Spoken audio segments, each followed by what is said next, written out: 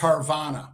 This one, obviously, started the year as a nothing burger, ran to the upside, ran to the mid 50s, and then has broken down 33%.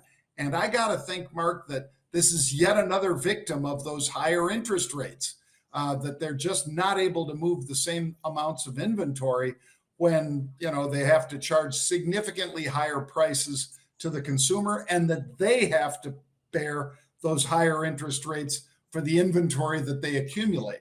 Right. Yeah, in terms of their own borrowing costs. This one is an interesting one, John, and I'm actually looking at this carefully to see whether or not I think it starts to become perhaps attractively priced, because there's just so much going on in automotive right now. Of course, the expansion of the UAW strike, putting now a lot of question on the minds of traders and investors as to what that's going to mean in terms of new car output from the majors. We've already seen some reports of layoffs of non-striking workers at the majors, because if you don't have the striking workers on the line installing, part XYZ, you don't need to buy that part XYZ, or at least not right now. So we're already starting to see some rather significant impact from that very, very dramatic and historic strike in the UAW. And the other thing that I'm sort of trying to square root as to why I think maybe I might be looking to buy this thing under continued pressure is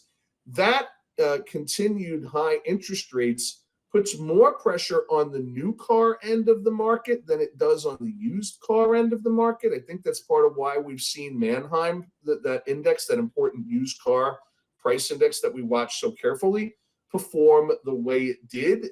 The print was to the upside on the last Manheim, if I remember correctly. I think 1.5 or 1.75 roughly. You might have the exact figure in front of you. But if folks can't afford, because of finance costs, that new pickup truck, they turn to the used market, and because they got to drive something, right? They got to get to work. This is a country, we love our cars, God knows I do, and we will drive, and that's one of the reasons why people vote with their pocketbook when it comes to gasoline prices, because it's like viewed as a restriction of their freedom to get out and drive and go wherever the heck they need to go or want to go. So I'm not sure the beating that this company is getting right now is as deserved. So this is definitely on my watch list.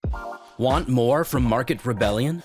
Don't forget to like and subscribe, and learn more about options trading at marketrebellion.com.